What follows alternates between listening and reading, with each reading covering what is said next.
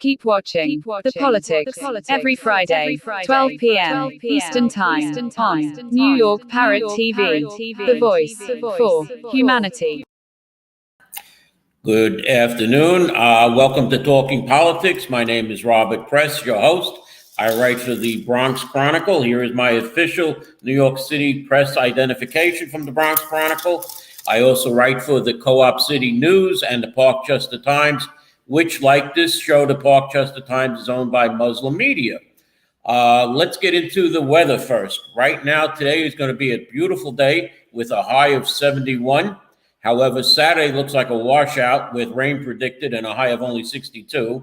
Sunday, there may be some possible leftover rain with a high of 66. Then on Monday, it's back to nice weather with a high around 72. Now, sometimes some of my readers ask me to talk about Community Board 11. I try and wait till the end to do it. But last night, there was a Community Board 11 Leadership Committee meeting, which was probably one of the worst committee meetings I have ever seen. And I sat on a community board for 6 years, and I've been watching many other community boards over about the past 10 to 15 years. One member was saying two words that should never be said at a community board meeting because they are not proper words. I wonder how the borough president is going to handle this. I think the borough president should look at that leadership committee meeting.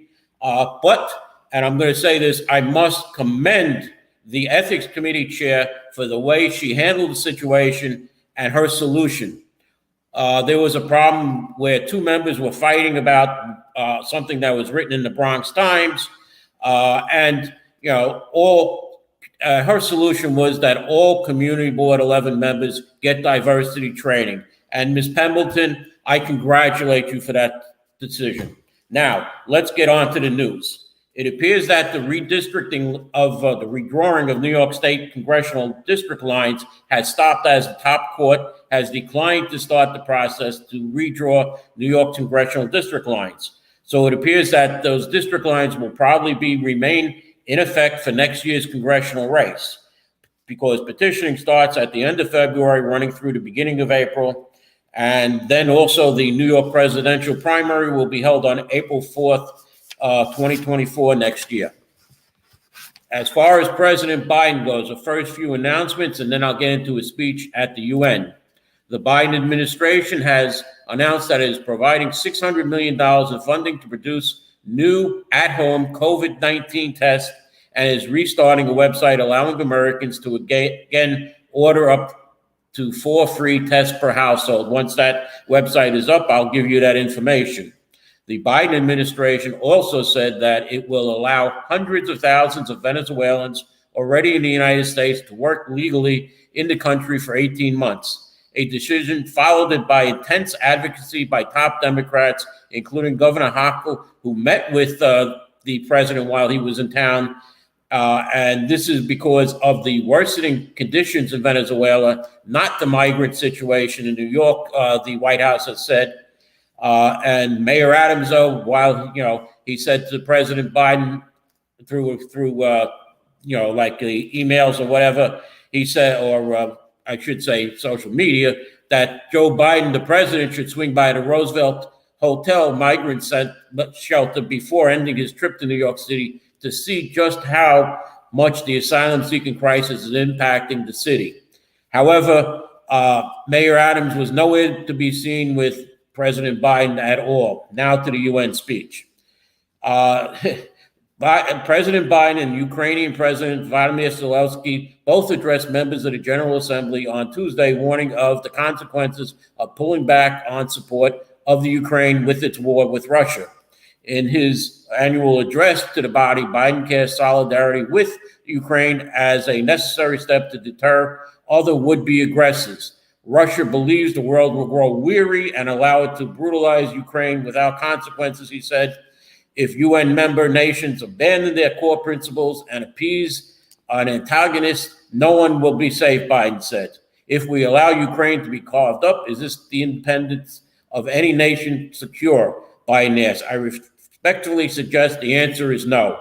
Biden's stark message seems to be directed at Washington, at much of those world leaders in the audience. As Americans support the war in Ukraine has softened, Some congressional Republicans and Democrats are resisting his request for $24 billion in military and humanitarian aid to the war-torn country. However, it appears that $325 million in U.S. aid is going to the Ukraine that President Biden has agreed to.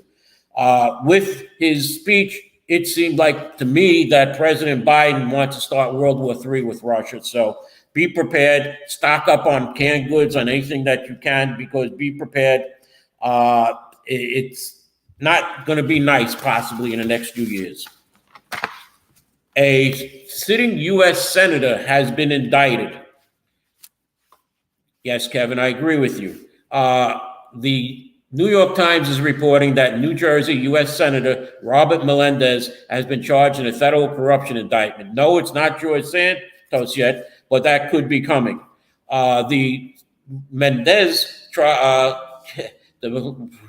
Senator Melendez, this comes after 6 years after his trial on unrelated charges of corruption that ended with a hung jury. This indictment was unsealed yesterday in a Manhattan federal court, which also names the senator's wife, Nadine, and a prominent New Jersey real estate developer, Fred Davies, accusing them of participating in the corrupt scheme. Also named is another person who founded a halal meat certification business in New Jersey, and a fifth person who is a New Jersey businessman. This has been a lengthy investigation by the federal prosecutors, and the indictment is almost certain to resound in Washington and New Jersey. Watch out, George Santos. You could be next. Now we go to the governor of New York State, Kathy Hochul. It appears that there are many bills that haven't been signed. The state legislature gave her about 900 bills, and over 400 are still sitting on her desk. Now, governors in New York typically take time for their office to review legislation before requesting, either signing it or vetoing it. It becomes an automatic veto if after 30 days, supposedly, that the governor doesn't sign it, but that has not been really kept in. And let's just go through some of the bills that are waiting for the governor to sign. It is the Clean Slate bill from the Assembly and Senate. The bill known as Clean Slate would seal the criminal records of most New Yorkers after a certain number of years upon completing their sentences. And this is still on her desk. Reparations Commission, the bill would establish a commission to study the historical and lasting impacts of slavery on that had on Black New Yorkers and potential. I'm having a little technical difficulty here right now, so you're going to have to bear with me, unfortunately. All right, so hopefully we can continue. The Grieving Families Act, which is would allow families of wrongful death victims to receive compensation for emotional harm they suffered. The Challenging Wrongful Convictions Act, which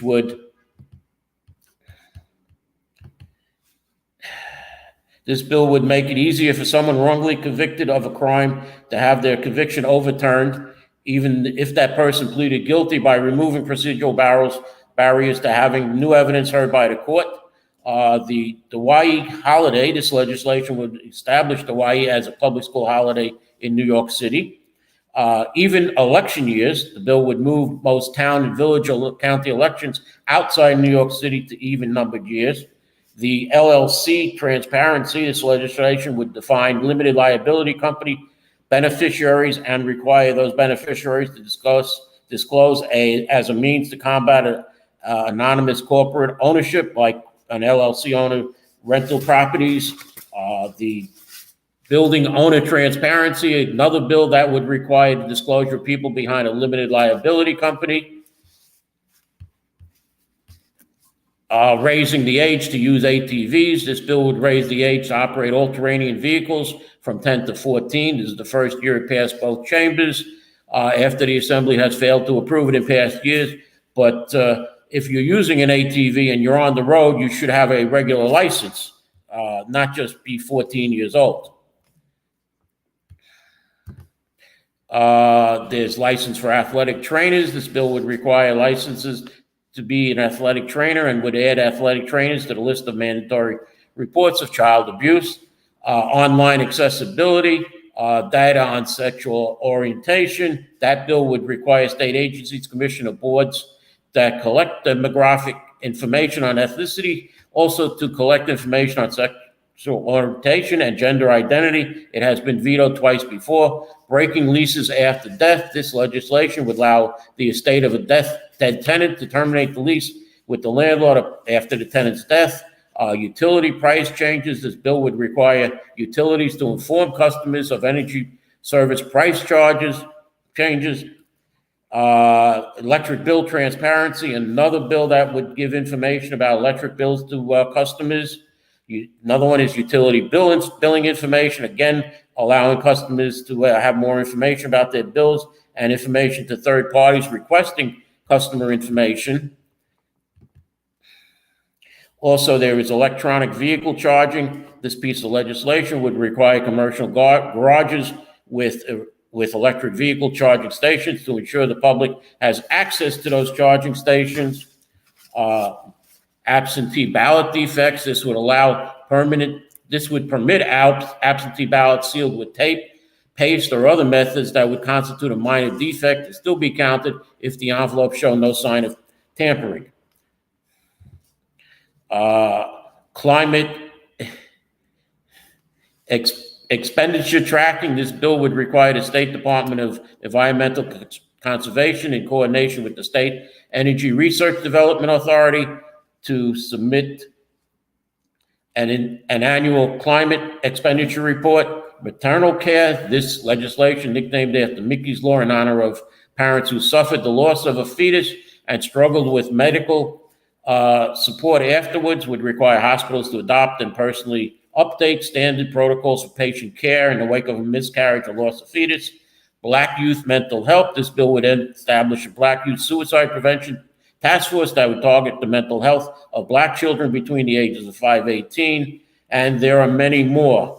Now, on Wednesday, I just want to say this before I go to a commercial, that Governor Hochul received her updated COVID-19 vaccine. Her first dose was a Johnson & Johnson vaccine back in March of 2021.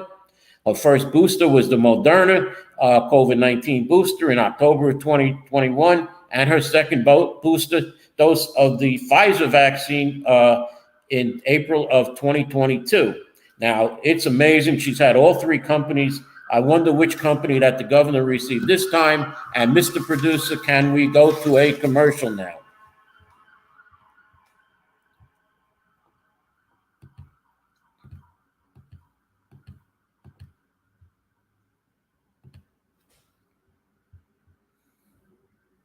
Do you know that there is a publishing company that wants to make life easier for you as a writer? This publishing company is called World Inkers Printing and Publishing. We publish in all different languages, and we're looking for writers of all genres, all formats. We're looking for scholars, ghostwriters, playwrights, poets, short fiction, novelists, you name it. We're looking for anybody who is interested in writing and the craft of writing to be in touch with us. You can reach us at info.worldinkers@gmail.com. With World Inkers Printing and Publishing, you do not require a lot of money to publish with us. Contact us today at info.worldinkers@gmail.com. Become a winner with other authors at World Inkers Printing and Publishing. Give us a shot. We will surely finish you. Welcome back to our show. Let me just finish with Governor Hochul signing public health legislation to crack down on tobacco sales. Legislation A1025/S50 bans the sale of tobacco products at vending stands and in vending machines in New York State buildings. It protects public health by making harmful tobacco products less accessible. So let me ask you, Governor Hochul, why then have you approved the sale of marijuana, or I should say, as you call it now, cannabis, which is a tobacco product, if you don't want people to smoke tobacco? Now, I'm going to try a little thing here because I'm going to read from my blog.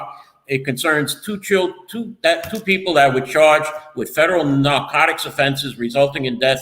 The death connection with poisoning of 4 children at a Bronx daycare center, where 1 died. This was the defendant stored distribution quantities of phenol and narcotics packing equipment in the daycare center, including a kilogram of phenol that killed 1 of the children and injured 3 others. The complaint is by the U.S. Attorney, Damian Williams. It goes against Jerry Mendez and Carlisto Acevedo Brito with narcotics possession and intent to distribute, resulting in death, and conspiracy to distribute narcotics, resulting in the death and connection poisoning of 4 children under the age of 3, 1 who died at a daycare center in Kingsbridge, located in the Bronx. Now, let me come back and get away from there. This is a incident that happened during the week. It happened Wednesday, I believe.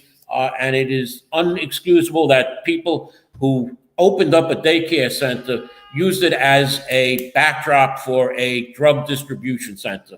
And these people should be prosecuted to the fullest extent, especially, since these children, 1 child died and the other 3 children, we don't know how they are. Now, let's get into something I almost called him de Blasio. Mayor Adams is trying to do. He has launched his City of Yes. He wants to build 100,000 new homes for 250,000 New Yorkers. Now, is that homes or is that apartment buildings? Because there is a severe housing shortage which has driven up rents and shelter populations and has made the city increasingly unaffordable for working people. This plan would allow creation of homes and instead of parking spots, create additional affordable and supportive housing, eliminate exclusionary zoning, enable conversion of empty offices to homes. New York Mayor Adams launched an urgent, groundbreaking effort to tackle the city's persistent severe housing shortage and endure an affordability crisis by enabling the creation of a little more housing in every neighborhood, making New as the lack of affordable housing drives up rents and pushes more New Yorkers into shelter systems or in their cars, as some people say. Mayor Adams' City Yes for Housing Opportunity proposal would help New Yorkers who have built the city afford to stay here and raise their families. 250,000 New Yorkers. This plan is to be done over 15 years and more than it will create more than 2.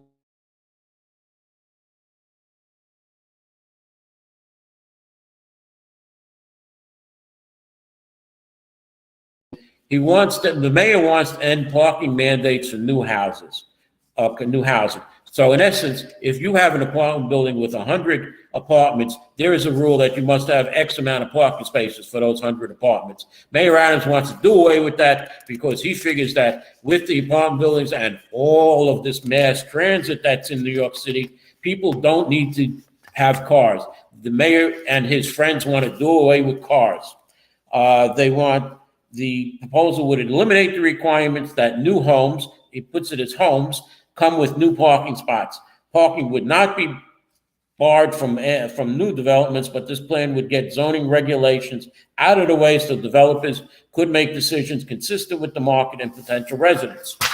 Okay, he wants to put shared living. Okay, around the world, cities have lowered housing costs by allowing modest apartments where residents share common facilities. In essence, you're taking a house, splitting it into maybe 9 apartments, have 1 kitchen, 1 bathroom, and everybody shares it. That supposedly will cut down the cost of renting an apartment. So you won't have to rent a full apartment, you'll just rent 1 room. They want town centers or main streets zoning. Increased restrictive zoning has made it illegal to construct the kinds of commercial corridors that make neighborhoods across New York vibrant and distinct. Along these corridors, the town centers or main streets of respective communities, this proposal would allow between 2 and 4 stories of residential development over ground floor commercial space to encourage mixed-use communities and to foster natural, affordable types of housing. In essence, you're going back to the old 1950s, 1960s, where the store was underneath and you had 3 or 4 floors above it that were rented out to people. Okay, so what has happened over the course of the past 30 or so years, shopping centers were developed and then there was no housing built above them. The mayor wants to take your street and have those stores and have houses put right above them. So you're going back to the 50s or the 60s on that, and there were problems there. So he wants to go back to that. He wants transit-oriented development, connecting new housing to accessible public transit, can ease congestion, cut harmful emissions, and reduce car ownership. See, there's the key word, reduce car ownership. Foster a safer, cleaner, and more prosperous city. But in many parts of New York, current zoning forbids even modest apartment buildings. I'm going to digress here for a moment and hit on something that goes into Community Council District 13, which is called the Food Town Project. It is on Bruckner Boulevard and Crosby Avenue, where there is a Food Town store and other stores in a line for several blocks that were rezoned by then Councilman Jimmy Vaca to be no higher than 4 stories or 35 feet. It has now been rezoned by the new city council and Councilwoman Marjorie Velazquez, who said that she was with the community and would oppose this project. She is with the community. I'm with the community. And then when the vote came, she voted to approve the upzoning of this area to 8 stories or 85 feet, possibly. And then also with the new zoning, you can go even higher if you put in a community facility or you put X amount of affordable housing, so it could wind up 10 or 12 stories in an area that used to be zoned for 4 stories. All right, now, getting back to this, also, he's looking to put 6,000 units at two of the Metro North stations that are going to be opening up in the Bronx on the east side. 3,000 apartments at the Morris Park station and 3,000 apartments at the Van Ness Parkchester station. Now, Community Board 11 covers 3/4 of that. They cover the entire Morris Park area, and they cover half the Van Ness area, or the northern side of the Amtrak tracks. The southern side of the Amtrak tracks is Community Board 9, which is Parkchester. There is already a vacant lot there, which is a whole block that is waiting to become a 27-story building of mixed use, according as Mayor Eric Adams wants. Next item, accessory dwelling units. Backyard cottages, garage conversions, and basement units have delivered enormous benefits to homeowners across the country. Mayor Adams wants that here too. Dwelling units of up to 800 feet on 1 and 2 family properties across the 5 boroughs, adding new housing that fits into neighborhoods while we're providing space for multi-general family, health aides, and local workers, converting empty office buildings into housing. That is a good thing. That's the empty office buildings that are in Manhattan and some other places in the boroughs. He wants to turn that into housing. Maximizing campuses. By the way, he believes that there could be an additional 20,000 apartments or homes over the next decade by converting empty office space into apartments or housing. He wants to have large campuses that have underused space to build housing for New Yorkers. An example would be that Manhattan College in the past had a big parking lot on it. Or for instance, let's use Jacoby Hospital, which has an excess amount of parking. The mayor wants to take that parking lot and put housing on it. No need for cars because people won't be driving to Jacoby. Well, I'm sure the staff is going to agree with the mayor on that and say, how are we going to get there? Well, there's a new Metro North station right by Morris Park, which is a couple of blocks away from the 2 hospitals, Einstein and Jacoby. You can take the Metro North train there. Well, yeah, so much for that. Now, affordable housing advocates love the mayor and the borough president here in the Bronx and Bronx elected officials who are for this plan. And Open New York, which is behind this plan, said Council District 13 has only 58 new affordable housing units in 8 years that was built. Open New York backed the current 13th councilwoman, Marjorie Velazquez, and like I said, after she said she was against a rezoning project, she turned her back on the community and voted for it. Now, Community Board 11 There are two 200-bed single men's shelters being built. There's one on Blondell Avenue, which is already almost built, and another one that will appear on Popham Street rather. There is also a a new hotel being built in Community Board 11, and it's supposedly going to be a 200-bed hotel, which probably will wind up for migrants. Several new buildings that will bring about 1,000 new units of affordable housing are on the way in Community Board 11. So I can't understand how the mayor wants to add 6,000 more units, or 4,500 basically, to Community Board 11, which would bring it to at about 5,000 units of new housing. Now, he wants the 59 community districts to split this 100,000 equally, so that would be about 2,000 units per community board.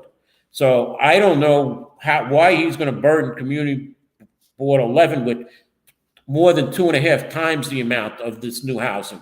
All right, it should be equal. The Community Board 11 is finally getting shelters, and it should have enough new housing coming as it is. There is no need to build additional housing by the train station.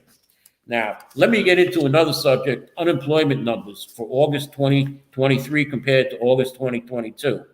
In the United States in 2022, the unemployment rate was 3.8%. This August, it was 3.9%, or a jump of 0.1%. In New York, the unemployment rate was 4.2% last year, and this year it is now 4.4%, and a jump of 0.2%. In New York City, the unemployment rate is 5.2%, which would in August 2022, and it is 5.6% in August 2023, a jump of 0.4%. And which of the 5 boroughs is the least? Manhattan has the least unemployment, along with Queens at 5%, which Queens had 4.6% last year, and Manhattan 4.2%. So they're either a jump of 0.4% or 0.8%. And the unemployment rate here in the Bronx in August 22 was 7.1%. It is now 7.3%, or a gain of 0.2%. What is happening that the Bronx continues to be the highest borough with the unemployment? Recently, this past week, there were raids on illegal smoke shops, as they're called, with Assemblymember John Cicaro Jr. joining the Sheriff's Department to investigate these illegal smoke shops. What they found, they went to stores at 649 Allerton Avenue, known as 200 Healthy Deli Corp., 686-686 Allerton Avenue, Bronx Convenience and Smoke Shop Store Corporation, and 800 Allerton Avenue Smoke Shop Incorporated. They found that there were here's what happened. There were 2 arrests, 4 Class C summonses were issued, 6 notices of violations with 32 violations and 196 counts of violation, an estimated of $223,700 in penalties, 14.5 cartons of untaxed cigarettes were seized, 3,392 packages of other tobacco products untaxed were seized, 1,824 flavored vape products, 190 THC vapes, 2,009 packages of THC flowers weighing a total of 39.38 pounds, 1,750 THC pre-rolled joints, that's the illegal cannabis cigarettes, totaling at 4.4 pounds, 365 packages of THC edibles weighing a total of 38.6 pounds. THC is the illegal cannabis. Then they went on Monday, September 18th, to 2 places. They raided the Pelham Bay Convenience Corporation at 2180 White Plains Road, and Hookah Zone Convenience Incorporated at 634 Morris Park Avenue. Over there were 5 arrests in those 2 raids, criminal possession of a weapon, 4 notice of violations with 21 violations and 135 counts of violations, an estimated $153,600 in penalties, Criminal possession of controlled substance, they found cocaine, it says. Products seized include favored vape products, packages of THC flower weighing 31.46 pounds, THC pre-rolled cigarettes weighing a total of 8.45 pounds, edibles weighing a total of 46.07 pounds.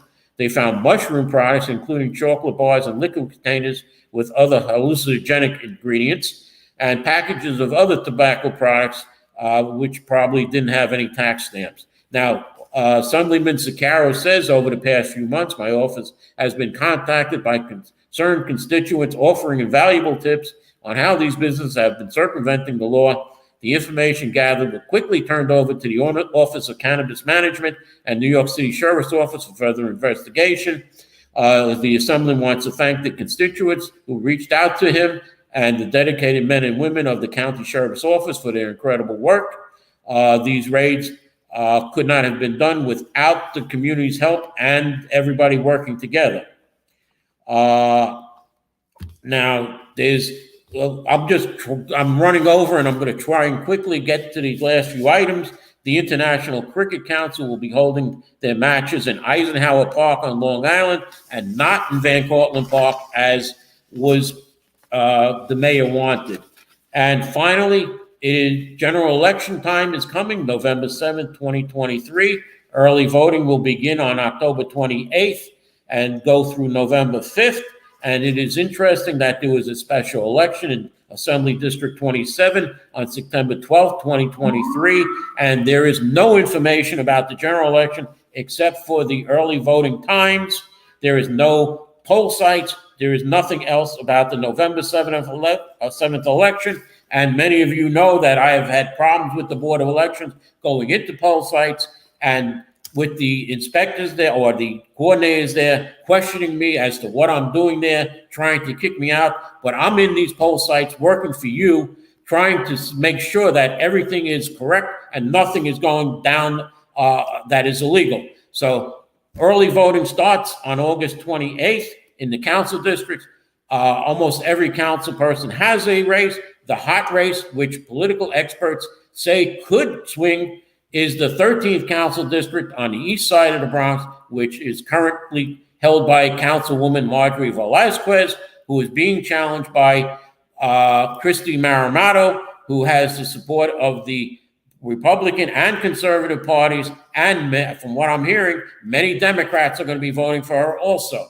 So it looks like it could be a new council person in the 13th council district. So if you're unhappy with your current councilwoman, don't forget to get out and vote. Early voting starts October 28th. And since I'm over right now, I am going to close the show. And thank you for watching the show. We'll have more on the upcoming election and future shows. And I hope to have both candidates, but I know that the councilwoman will not appear on here. So as almost all of the current Bronx Democratic County elected officials who have been told, do not go on to talking politics because Mr. Press is not our friend, when that is not true. I have nothing against the Bronx Democratic Party organization. In fact, I said to current county leader Jamal Bailey 2 years before he was put in as county leader, Jamal, when are you going to be put in county leader? He says, no, not yet. I have to be trained a little more. I need some more time. And 2 years later, and as a matter of fact, State Senator Jamal Bailey will be nominated for a judge next year, according to my sources. And good luck to you, Senator Bailey. You can have the judge gets 10-year terms, and he is young enough to at least serve 2 10-year terms on the bench. And Senator Bailey will make an excellent judge when he becomes a judge. So let me say goodbye and thank you for watching right now, and end the show with, we hope to see you next week. Thank you. In a world where the quality of information available to poorer communities is doctored, tainted, and sometimes regressive, where the words fake news have come to mean other people's opinions, it is vital to rely on news platform with journalists who have feet on the ground and can report the truth. New York Parrot, a New York-based national and global news outlet, is changing the narratives of media operations. We